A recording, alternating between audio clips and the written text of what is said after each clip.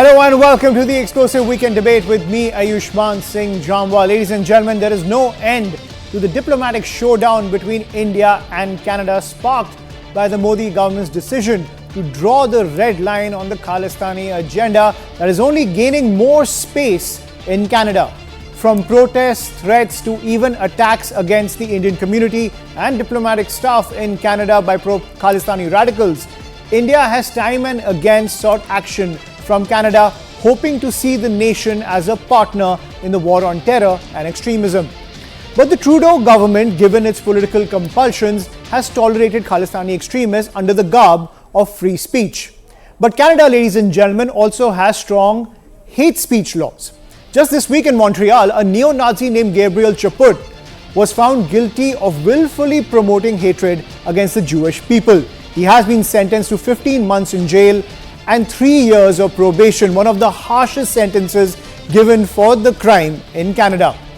But then what is the difference between Gabriel Chaput and those who bat for the cause of Khalistan, even calling on members of the Hindu community to leave the country? Trudeau currently is at the helm of a minority government supported by the pro-Khalistani NDP, which has agreed to keep it afloat till 2025. So are diplomatic ties being sacrificed at the altar of political survival? Is blaming India for Nijjar's murder politically prudent to spin what multiple intelligence sources have called a gang war? Is India facing a Trudeau-specific problem, or is the Khalistani agenda entrenched in the corridors of power in Canada? We debate all of these topics on the show tonight.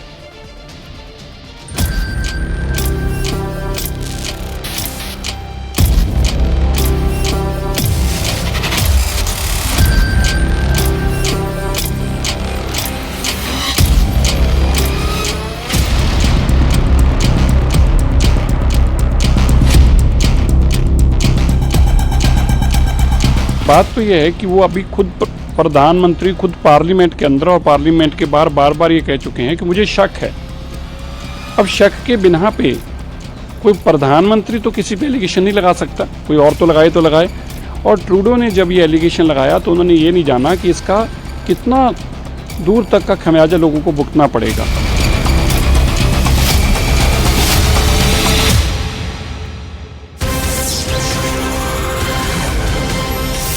And breaking news coming in amid plans of Khalistani groups to protest against diplomatic missions in Canada over Nijjar's death.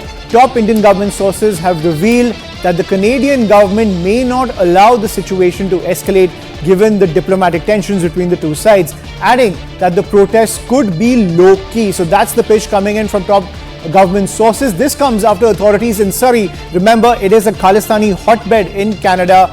Now authorities in Surrey have ordered the removal of banners and posters from Gurudwaras calling for the killing of Indian envoys. So that action has been taken by the authorities in Surrey, which, as I was pointing out, is a Khalistani hotbed in Canada. But what top Indian government sources are telling CNN News 18 is that the planned protests against diplomatic missions in Canada could be low-key because Canada has now become wary of the diplomatic tensions between itself and India. I'm joined by my colleague Arunima, who's getting us this piece of breaking news. Arunima, give us the details. So India is watching the situation closely. This protest call has been given by Khalistani supporters in Canada. What we have seen is that in some areas outside Gurudwaras, posters are being taken down. This is what Canadian media, Canadian social media users have put out videos to show that outside some Gurudwaras, posters asking for action against Indian diplomats, some posters threatening Indian diplomats, those have been taken down. There were some other posters and banners which were praising Nijjar and other Khalistani ideologues. Those have been taken down as well. So India is watching the situation very carefully, watching to see whether Canada will once again allow, from its soil, messages being given out against India, calling for breakdown of India's territorial integrity. Will Canada allow it once more? That is what India is watching.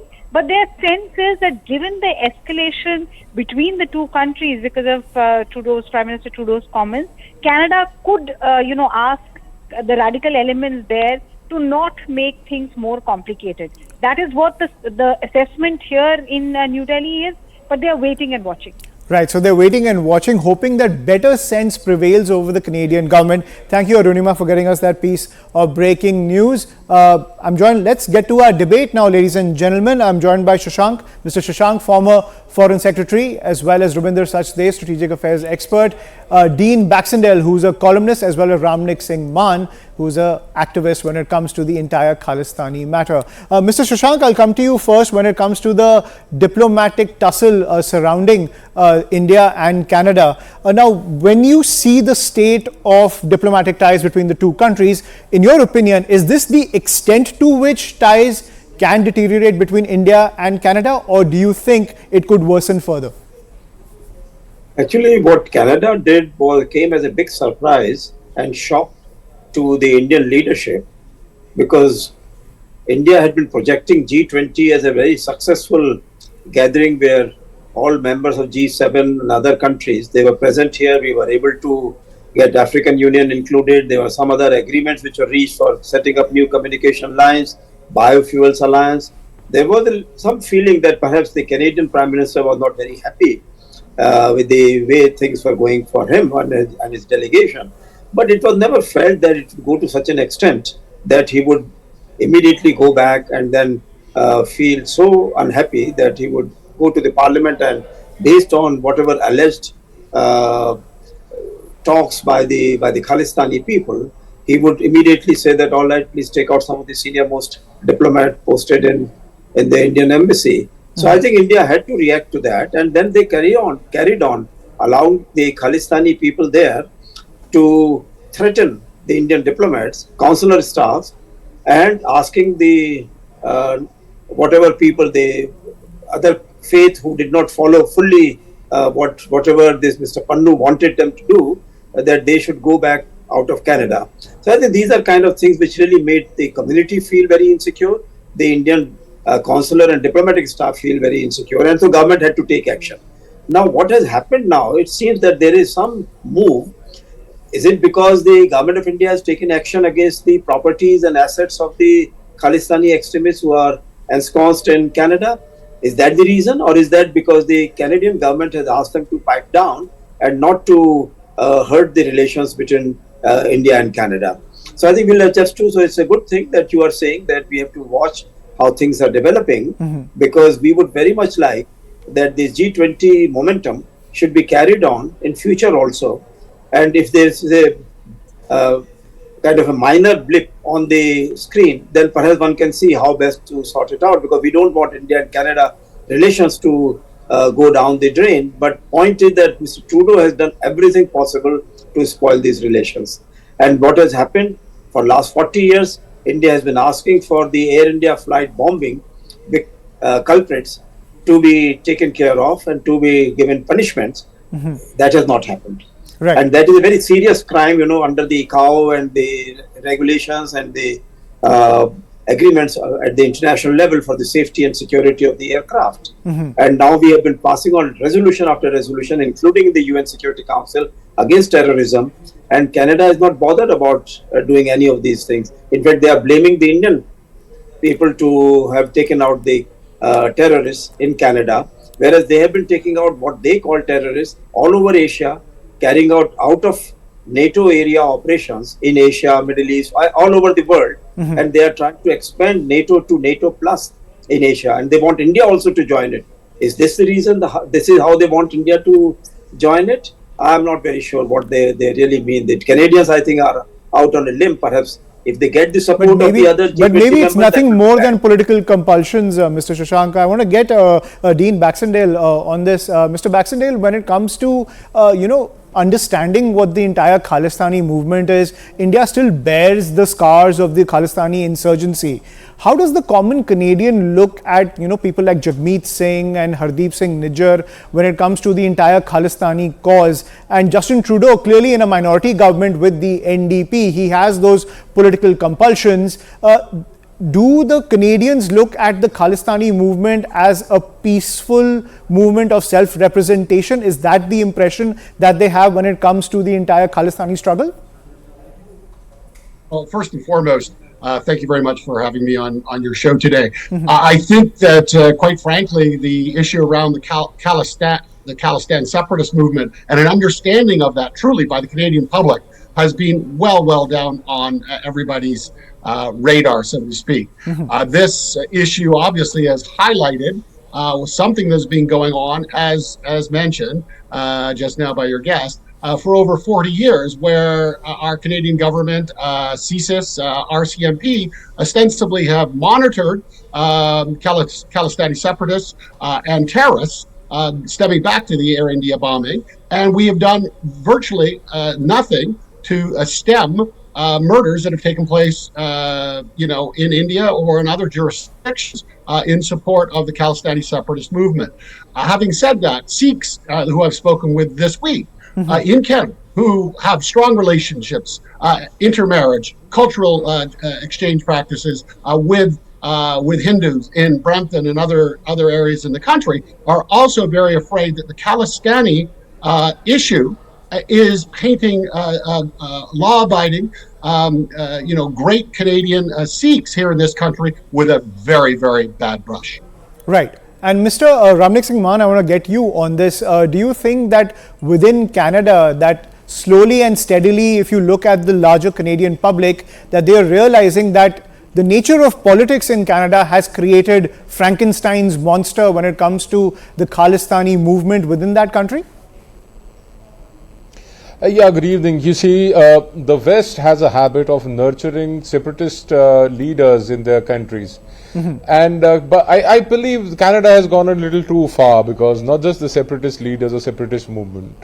They've got our gangsters, they've got our murderers, they've got our designated terrorists, and they have got wanted people in India as honorable citizens, according to Trudeau, of the country.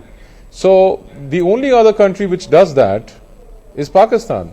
So I believe Canada is slowly turning into the Pakistan of the West. Their diplomacy with India is an absolute failure. The Prime Minister is on the floor of the Parliament uttering utter lies. He has no evidence. If he has evidence, he should have come out with evidence. And the proper way of doing things is the way India has been sharing dossiers at NSA level and other intelligence agency levels with Canada, that listen, you have people who are designated terrorists in your country. And the shame for Canada, and when I compare Canada with Pakistan, is that the Canadian minister responsible for citizenship does not know which year Hardeep Singh Nijjar got his citizenship, whether it was 2015 or 2007. The man entered Canada as Ravi Sharma, and voila, he became Hardeep Singh Nijjar in no time. Right. So the status of such people, I believe when the US says or when Canada says that we want a detailed inquiry into it, they should include the Indian NIA. The NIA should go and hand over a list of wanted criminals who are Indian citizens who are wanted for committing heinous crimes in India, including murder, loot, dacoity, and acts of terror, bombing. They should all be handed over to India, and the courts of India should try them. Right. Because see, it's 40 years hence since Kanishka happened. Talvinder Singh Parmar, the mastermind, was wanted in India, and India requested that the wanted criminals should be handed over to India. The Canadian then Prime Minister Justin Trudeau's father didn't do that. In 1985, you had this incident, and the Canadian courts, their justice delivery system is so poor that they haven't been able to convict one person for the killings of 329 individuals, Absolutely. out of which 280 were Canadians. So we don't trust the Canadian justice delivery system. Their democracy, fine. I mean, the way it is, we all are witness to it. But their justice delivery system isn't really working well when it comes to the Khalistani terrorist elements. Right. And Mr. Sachdev, I want to get you in on this conversation as well. Do you sense that the politicking surrounding the Khalistani movement is something that is entrenched within the Canadian political system, and because India is drawing that red line when it comes to tackling the Khalistani nexus, we could see the worsening of ties? We've seen Justin Trudeau talk about the farmers' protest. Now he's backing the Khalistani struggle by under the garb of freedom of speech. Could we see Canada commenting about the Kashmir issue sometime in the future? Thank you. A pleasure to be with you, sir, and with your esteemed panel. Couple of things and then a few points. I do think that, unfortunately, though this particular situation is more Trudeau generated, created, this to the start of your program, I think this could be a systemic issue within Canada with regards to Canada-Indian relations because of the mere presence of the large number of Indian diasporas, especially from the Punjabi Hindu, Punjabi Sikh community. So I think long term it could be a systemic issue. Maybe Trudeau is, accentuating it aside. The second thing that you asked at the beginning was that could things get worse? I do think yes, things can get worse, will get worse. The point being that, you see, let's look at what's happened. Right now, Trudeau has made an allegation from the floor of the Parliament of Canada, right? Saying that we have allegations. And right now, we have this past 5 days, this whole, brouhaha and, rhetoric out there back and forth. The Canadian inquiry is ongoing by the Royal Canadian Mounted Police or the Intelligence Service, right? Now, what Canada is asking India is that share with us is basically they're asking, I think, access to some Indian officials or whatsoever they want to. Even Secretary Blinken of the US has said that India should cooperate. What do they mean by that? They mean something like that. India will not give that access maybe. So in the next 2, 4, 6 weeks, the Canadians will say, along with their intelligence partners, the Five Eyes, whatever, that we have concluded our inquiry. We were not getting sufficient information from India, but now we believe with a degree of X percentage that it has been, implemented by India. Now, what will happen then? It will be a precipitating of the crisis, right? Absolutely. So unfortunately, I think the crisis, if we simply look at it in terms of how the crisis is going out, has the potential to, ratchet up. So therefore, in the meanwhile, perhaps what should be done, must be being done, etc., I think is by India, by Canada, by friends of India and Canada, etc., severe backroom diplomacy and discussions, etc. Shashankji would be an expert on those kind of things, should be ongoing to get both nations to cool down. Otherwise, we are heading into a severe, we are running into a train wreck, one. Secondly, what it seems is happening is also, something known as, you would be, of course, well aware, a media drip strategy. Right. Either by design or by chance. What is happening that every day new headlines are coming, or every 2, 3 days new headlines are coming, which keeps the story in the headlines, creates curiosity amongst the readers, viewers, etc., and blemishes and damages India's image. A parallel, if I may say, was what we saw. There are no parallels to this, but what Turkey did with the case of Khashoggi. Turkey slowly by slowly, every second, third day, some new scintillating, some big, revelation. Absolutely, it was kept alive. I completely agree with you. But I want to understand more about the dynamics within Canada as well. And Mr. Dean Baxendale, I think you can help me with that. Now, Jagmeet Singh had put out this tweet: to all Canadians, this is my vow. I will leave no stone unturned in the pursuit of justice, including holding Narendra Modi accountable. Now, you had a lot of comments also which came against the Hindu community as well in Canada, where a lot of Khalistani extremists were saying that the Hindus should leave Canada. And the Conservative leader, Pierre Poilievre, he said, every Canadian deserves to live without fear and feel welcomed in their community. In recent days, we have seen hateful comments targeting Hindus in Canada. Conservatives condemn these comments against our Hindu neighbors and friends. Hindus have made invaluable contributions to every part of our country and will always be welcome here. So when it comes to this entire politicking surrounding the Khalistani movement, where do the Conservatives stand? Do you sense that even like Jagmeet Singh could find a friend with the Conservatives as well, like he has with Justin Trudeau? Is this for me or for? Yeah, Mr. Baxendale, please. Exactly. Yeah. So what? Could you just repeat the last part? Because Jagmeet Singh find.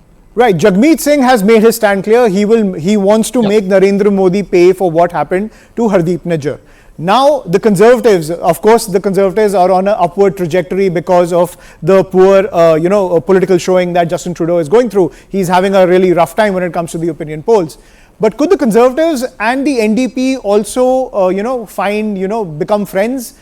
Could there be some political alliance between them? Because when it comes to the Khalistani movement, there is great political mobilization on the ground, be it British Columbia, be it Ontario. Could you find an understanding between the Conservatives and the NDP, which just goes to show that the Khalistani movement is well entrenched in Canadian politics, be it the Liberals or the Conservatives? Yeah, so diaspora politics in Canada is a very complex issue. It's something I've written about in this morning's Sunday Guardian. I wrote about, what political calculus is here, who is the real winner out of this, and it's certainly not India or Canadian relationships. As far as we have political parties for 40 years have used the diaspora communities for their own ends. And ultimately, when expedient, they have allowed interference operations by the Chinese Communist Party, other nations, the linkages between organized crime and obviously, a gang war that's been taking place in Surrey for a long, long time, led to many, many murders in Canada within the Sikh community and Hindu community. So do I think alliances are possible? Yes, I do, but I think that fundamentally there's not a chance that the Conservatives will align themselves with Jagmeet Singh. I think they will certainly attempt to align themselves with the Sikh community, which they have done. Let's understand. It's a very, very small group of people that support the Khalistani separatist movement here in Canada. So let's not paint all of Canada as being part of Pakistan or supporting Pakistan. We do not. We support freedom and democracy, but there are limits to that freedom and democracy, and it takes response. It's a responsibility of both the government and its citizens not to use hate speech against the Hindu population, to have floats and parades that celebrate the assassination of Indira Gandhi. This is just not on, and Canadian governments need to stand up and start to show, not because they want votes,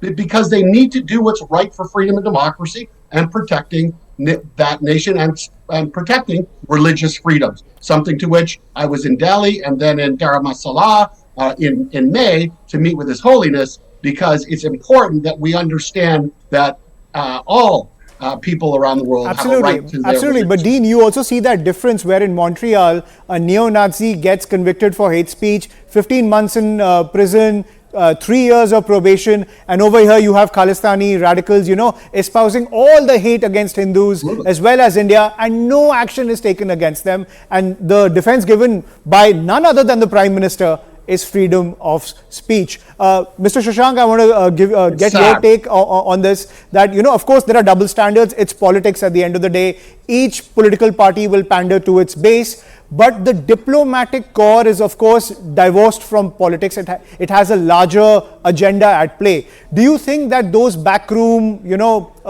dialogues are underway between Canada and India, between the diplomats, to try to bring some sort of normalcy back to the ties beyond the political rhetoric? I think I agree with Mr. Baxendale, the Canadian columnist, because he understands Canadian composition of the Indian diaspora very well. But what happens is that the political leadership in Canada, whatever complexion, and the intelligence agencies of Canada find it much easier to deal with a smaller group of people who can be allowed to take control of the gurudwaras and the religious places, and then they can manipulate them with reference to the local communities living there in large numbers. And this problem becomes greater and greater as there are larger number of Indian people going there. So therefore, much better to have a small group of people who are their intelligence assets and to control the whole population that way. And then in addition, if you can make peace with Pakistan and make sure that, Pakistan gives you some information about the weak points of India, then you can keep India also under control in some ways. And they have been doing this for the last 40, 50 years. Right. Unfortunately, India suddenly felt that they were the kind of flavor of the time, and China was out of their favor. So therefore, India thought that now perhaps the things would change. But apparently, the political and intelligence compulsions which are there in Canada and maybe in their Five Eyes alliances, that has not worked in India's favor. They perhaps feel that China had become too big for its boot, so they have to control China, but they don't want India to go the same way. So they have to continue giving pinpricks to India so that India does not think the same way as China has started thinking about it. And people over here would not expect something like that from the Canadians themselves. Mr. Mann, I'll give you the final word. Where do you see this entire diplomatic crisis going forward in the weeks to come? Well, I see, to be honest, India is one up at the moment over Canada. Diplomacy is based on mutual reciprocity. And India has banned, the visa services for Canadians till further notice. And the Canadians haven't been able to respond in an equal manner in the same calibration because they have their compulsions. They got 40% of their foreign student influx from India. So India is a market for Canada, and they need to realize and wake up and smell their coffee. It's not the same India they used to, arm twist and blackmail 50 years back. It's the new India. It's the new Bharat.